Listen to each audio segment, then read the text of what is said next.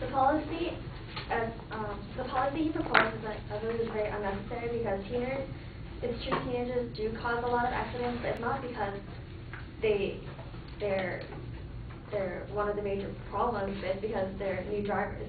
If a 34-year-old was to start driving, they would be, I believe, if they raise their age to 18, then people at the age of 18 will be just as dangerous as 16 and 17 years old at the moment. His significance is, like, improvement is needed, that's true, but through other means, not by raising the driving age. It doesn't necessarily mean that if the law is enforced, it will save lives. As long as there's still new drivers out there, then they will be just as dangerous as the ones now. Will the policy improve safety for teenagers until they reach 18, or will they be trapped until they are 18? Many surveys says that if banning the policy, then parents will have to take their kids to school or to their after-school programs, to work, to everything. Then it will cause a major problem with other situations. Not just, it might fix one problem through accidents and saving lives, but it will cause multiple other problems. Even in some American states like South Dakota and Idaho, and South Dakota has people driving at 14 and a quarter, and Idaho and Montana has people driving at the age 15, and even in Mississippi, New Mexico, and South Carolina, people is driving at 15 and a half. And then for many young drivers, actually I think for most young drivers, learning to drive is a way of learning new adult values. So it's one thing to be taught to learn to improve the way you are.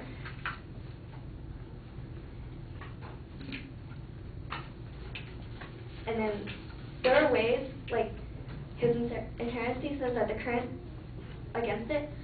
system tries to do its best making the situation better.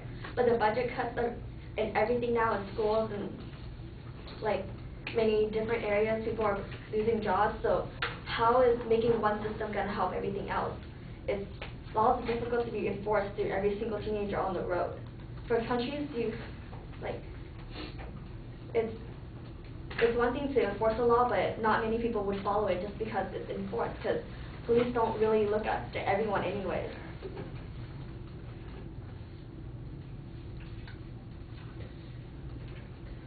His repetition of the fact that 16 and 17-year-olds are contributors to auto accidents because they're new and inexperienced. But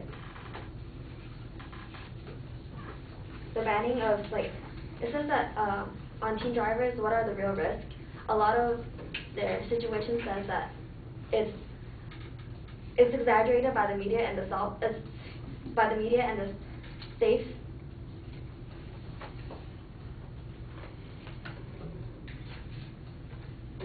Basically by the media. But if a teenager saves someone by driving, they would hardly report it, but accidents are always on the news. So I suppose that's one of the facts that gets to people.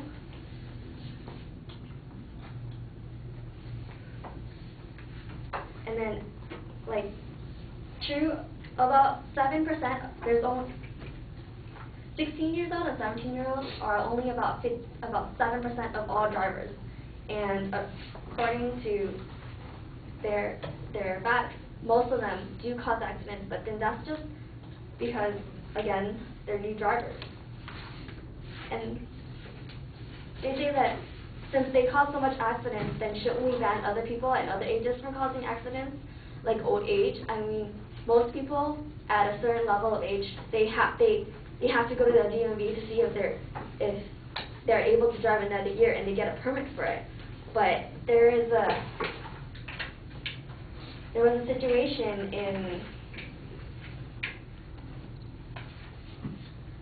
in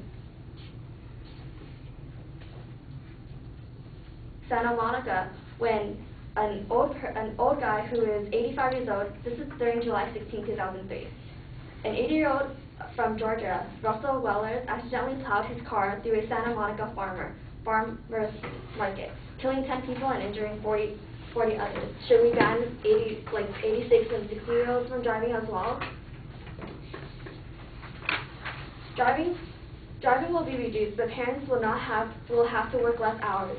Like, this policy would cause other effects in the economy and other situations other than just saving lives. It will cause parents to work less hours, making the economy lower, and the shortage in the family income because students or kids at 16 cannot work anymore.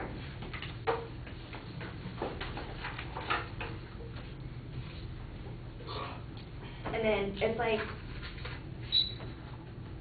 would you want to see a 17-year-old who is fully capable of driving home himself from a high school 2 miles away, or seeing him walking home for 2 hours just to get home? It's very time consuming, and it's unreasonable to see kids who are capable of taking care of themselves. And it's unfair to generalize people.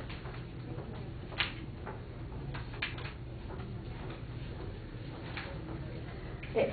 From the DMV, the law already established new laws to prohibit teenagers 18 and under from using wireless cell phones, pagers, laptops, so even like hands-free set phones while they are driving. So they've already done things to help the situation. It's just people choose not to follow it. In addition, there are many people out there, adults, who still use cell phones while they drive because they feel that that law was not made for them. It was made for those who can't drive, newcomers. But people break the rules anyways because it's not that enforced. If they raise the driving age, many police still pull over people because they're unsure of their age. So it would be partially a waste of their time.